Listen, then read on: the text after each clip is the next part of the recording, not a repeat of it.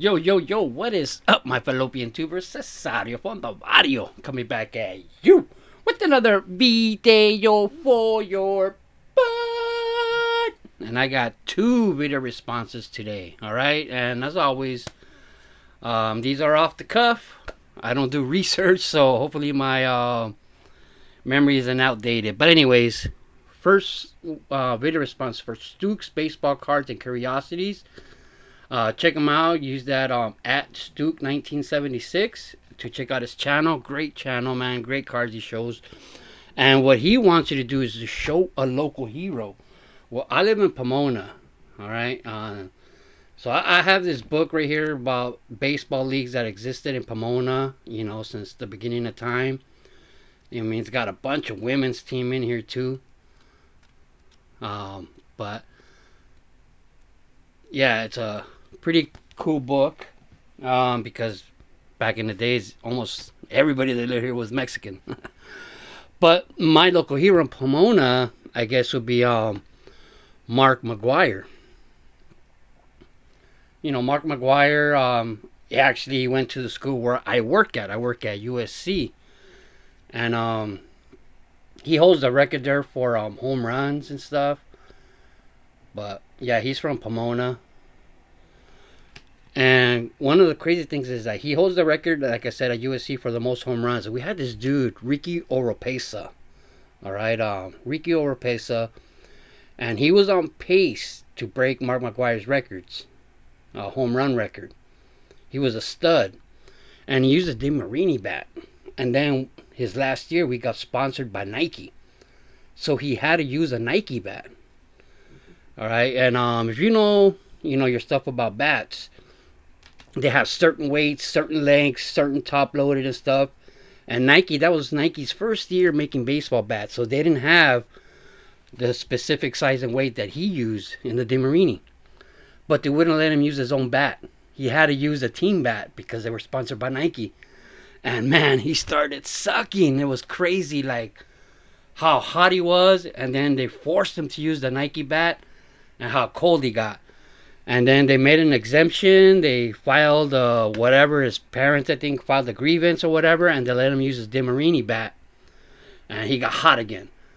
And unfortunately, he could have broke Mark McGwire's record if he stood one more year for the little bit of time he missed out. But he chose to go pro and went to the Boston Red Sox, and basically never heard from him again. All right, and USC, if you don't know, man, I started working there in 2006. We had Mike Gillespie. Mike Gillespie worked there he was the head coach from 1987 to 2006.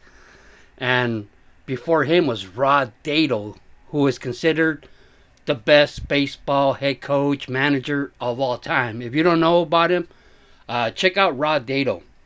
Man, when I first started at Dodger Stadium, before I started working at USC, I used to see him there all the time, and he had this cane that was shaped from a baseball bat.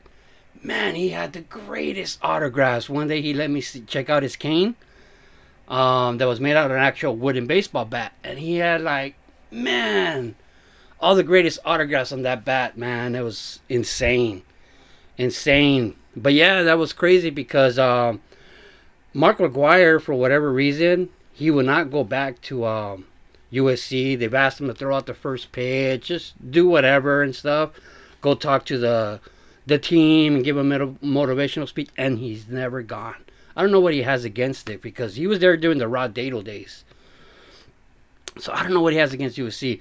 The other day, last weekend, the big unit was there. Randy Johnson, he threw out the first pitch, but I was just too shy asking for an autograph. All right, and now we're gonna go on to the next giveaway. The Drew of Vintage Legacy hashtag. So do hashtag of Vintage Legacy 200 subs. And if I didn't mention it, Stooks Baseball Cards he's celebrating his 100 subs, so that's awesome. Always awesome when you celebrate these milestones. And Vintage Legacy is 200, so that's his hashtag. All right, but what he wanted you to show was 3 awesome players that never won a World Series.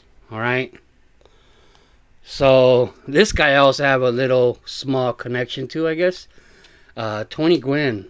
My first year or the second baseball season that we were at USC, he came up to us. He was the head coach when we were playing San Diego State.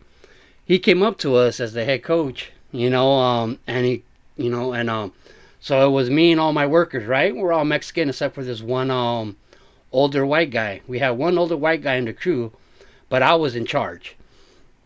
And Tony Gwynn went right up to the older white guy and was like, "Hey man, you do a great job of the field. Your field is great." Like, just assumed that he was the boss.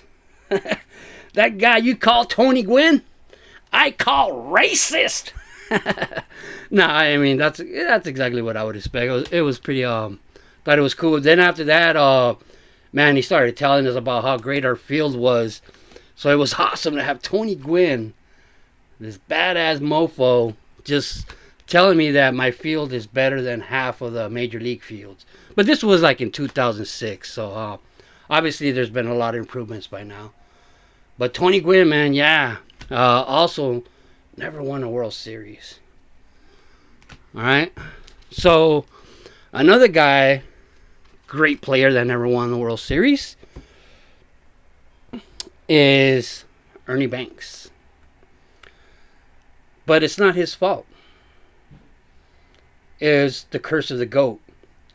So if you guys don't know about the curse of the GOAT, in 1945, I think it was 1945, the Cubs were in the World Series and they were up 2-1, I think, or something like that. They just needed to win 2 more games and they were going to be world champions.